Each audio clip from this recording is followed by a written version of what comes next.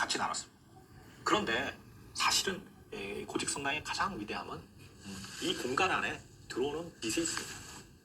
이 광대하다고 표현할 수 있는 이 공간 안에 이 창들을 통해서 로즈 윈도우를 통해서 들어오는 빛은 일상에서는 경험할 수 없는 위대한 아름다움을 보여주는 거죠. 사실은 빛은 눈에 보이지 않습니다. 우리는 빛과 함께 살고 있지만 빛을 잊고 살아갑니다. 성경에 보면 예수는 얘기하고 있죠. 나는 길이요 진리요 빛이다. 만일 그 선언이 맞다 그러면 빛은 길이요 진리인 것이고 생명인 것이고, 눈에 보이지 않는 빛을 그러면 어떻게 우리에게 보여줄 것이냐. 그것이 중세가 만들어 놓은 위대한 발명품인 스테인 글라스입니다. 스테인 글라스를 통해서 빛은 형용 색깔 7가지 무지개 빛을 그대로 우리에게 보여주는 것이죠. 사실 빛은 색이 없는 것이었습니다만 그 빛 안에는 아름다운 모든 색들이 내포되어 있는 거죠. 그것이 아마 빛이 가지고 있는 위대한 진리성이고, 중세의 고딕 성당이 그렇게 심혈을 기울여서 하고 싶었던 반전의 미학은 사실은 빛이 얼마나 아름다운가, 진리가 얼마나 아름다운가, 그것이 우리를 어떻게 이끌 것이냐에 대한 건축이라고 해도 과언이 아닙니다. 그렇다면 이제 플라잉 버트리스로 돌아가야 되는 거죠. 그러면 이러한 벽을 이렇게 두껍고 묵직한 버트리스가 막고 있다 그러면 이 벽 때문에 빛이 그림자가 져서 제대로 빛이 못 들어옵니다. 그런데 마치 이러한 손가락과 같은 것으로서 여기를 지지하고 있다면 그 빛은 이 벽면과 이 창을 향해서 또 로즈 윈도우를 향해서 그대로 빛이 들어오게 됩니다. 사실 플라잉 버트리스를 한다는 것은 기술적으로도 굉장히 어렵고 비용도 많이 들고 쉬운 게 아닙니다. 그런데 이 플라잉 버트리스를 창안해내고 만들어낸 어떤 존재들은, 어떤 사람들은 뭐냐? 그만큼 빛이 간절했다는 거죠. 그만큼 빛이 소중했다는 거죠. 어두운 우리 일상을 비춰주는 빛이 있다면 우리는 살 소망이 있는 건 알겠습니다. 어떤 장기 수 감옥에 평생 있어야 되는 그 사람이 나중에 출소해서 고백한 얘기가 기억이 납니다. 어떻게 살아냈냐? 그랬더니 자기 독방이 북향방이었대요. 자기 북향방이었는데 딱 하루에 2시간 햇빛이 든대요. 북향방이니까. 그 햇빛 2시간을 자기가 온몸으로 받으면서 그 빛의 힘과 에너지를 얻어서 살아날 수 있었다는 거죠. 그렇다면 우리가 항상 더불어 살고 있는 이 빛에 대한 소중함을 잃고 있는 현대인 우리에게 빛의 현현, 빛의 의미성, 빛의 가치를 진정히 가르쳐주는 건축이야말로 고딕 성당이 아니냐. 저는 그래서 역사를 새로 쓰고 싶어요. 사실 중세를 암흑의 시대라고 하잖아요. 그런 역사가의 주관적인 어떤 해석이죠. 근데 저는 중세야말로 빛을 향해서 사무치게 그리워하고 빛을 향해서 사무치게 간절하게 추구하려고 했던 시대는 아닌가. 그 증거가 여기 있습니다.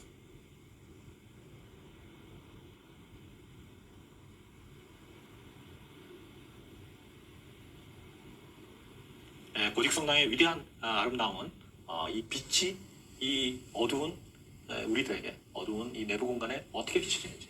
그래서 여기 모형에도 있습니다만 저 플라잉 버트리스를 저렇게 만들어내고 저기가 두꺼운 벽이 있다면 그 창에 그늘이 져가지고 빛이 안으로 들어오는 거예요.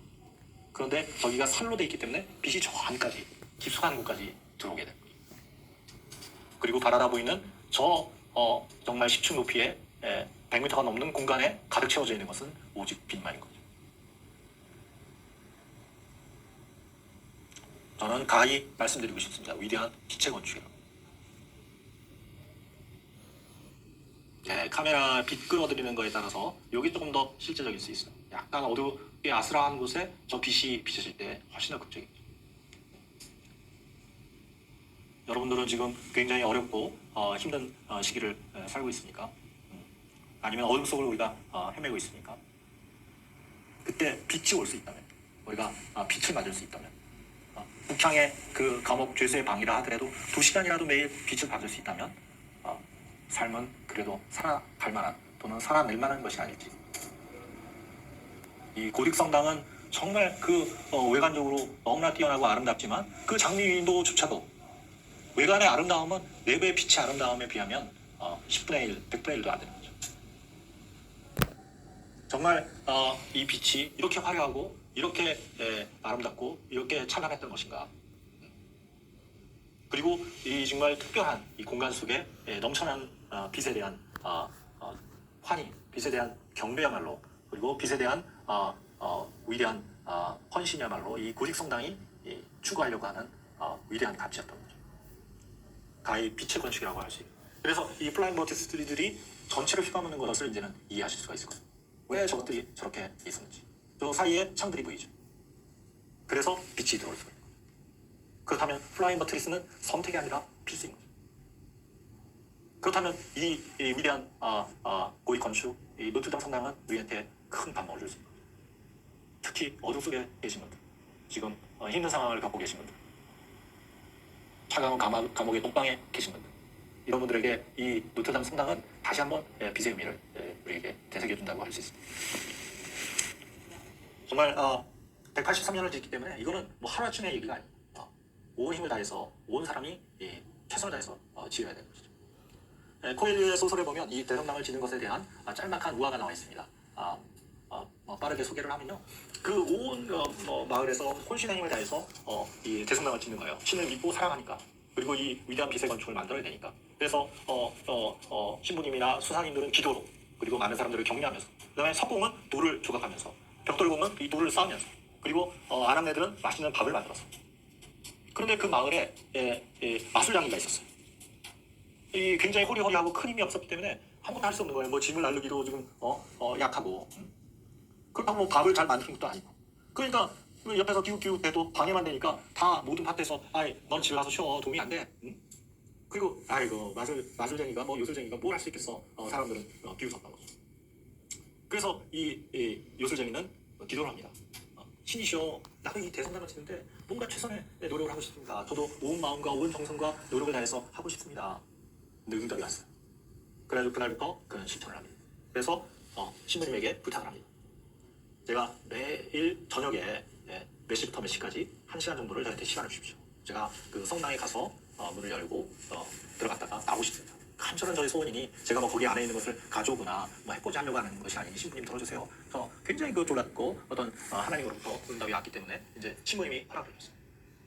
그날부터 이제 이 요술쟁이가 정해진 시간에 문을 열고 문을 안에서 닫은 다음에 저녁에 들어가서 뭘 하고 나오는데 뭐 나오게 되면 완전히 출중이 되는 거예요. 그것도 하루도 아니고 계속 하니까 동네 마을 사람들도 궁금해졌고 신부님도 너무너무 궁금해졌어요. 그래가지고 이 사람이 들어간 지 얼마 됐을까, 신부님을 비롯한 마을 사람들이 이 호기심을 가누지 못해서 별도로 가지고 있는 열쇠를 가지고 그 문을 열고 살짝 들어갔던 거죠. 거기에 충격적인 장면이 펼쳐지고 있습니다. 이 요술쟁이가 할 수 있는 최고의 고난이도의 요술이 이 칼을, 아주 날카로운 칼을 하늘로 던져서 받아서 칼 돌리기를 하고 있는 거예요. 그래서 이 칼이 굉장히 날카롭고 위험하기 때문에 혼신의 힘을 다해서 땀이 엄청나게 나오더라도 이 요술쟁이는 최선을 다해서 합니다. 그때 기적이 일어납니다. 그 앞에 있던 성모 마리아 상에 성모 마리아가 살아서 움직여서 이 요술쟁이의 땀을 닦아줍니다. 이 요술쟁이가 할 수 있는 것은 오직 요술밖에 없었던 거죠. 마술밖에 없었던 거죠. 그렇지만 자기 할 수 있는 것을 통해서 성당에 짓는 건 못하더라도 자기의 그 마음을 이 모시게 될 성모 마리아 상을 앞에서 최선을 다해서 자기의 재능을 가지고 자기의 탤런트를 가지고 살아낸 거죠.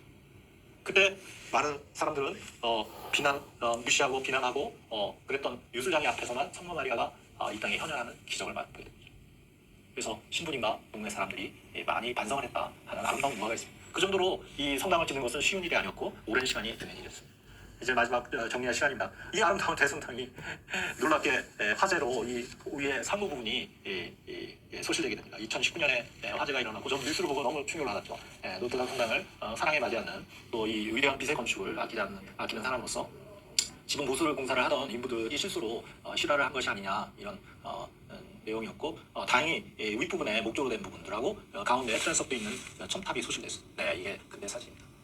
정말 전 세계를 충격에 거의 프랑스 파리에 있는 현장에 있는 많은 사람들이 모여서 화재가 빨리 진압되기를 위해서 기도했고 또 신의 도움을 바라는 찬양을 불렀다는 얘기했습니다. 밤늦게까지 탔고요. 그래도 다행히 소방관들이 열심히 진화를 해서 마음이 너무 아프죠.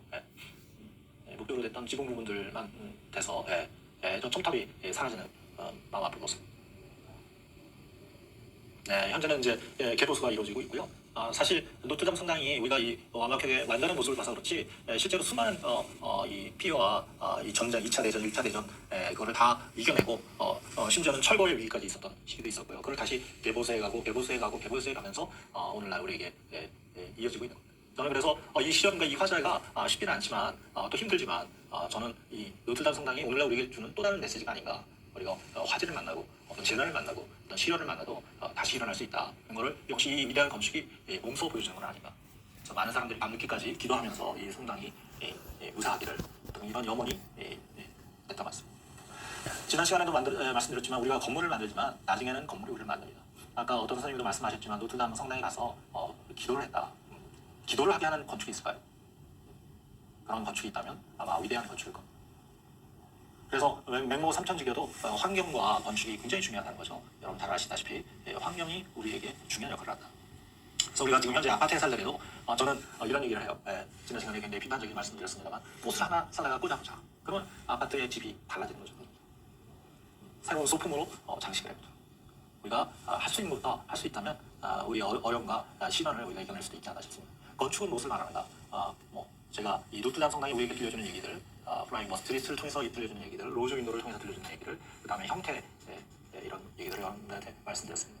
여러분들이 저보다 더 좋은 이해력, 경청을 하실 수 있다면 더 좋은, 더 많은 것들을 들으시지 않겠나.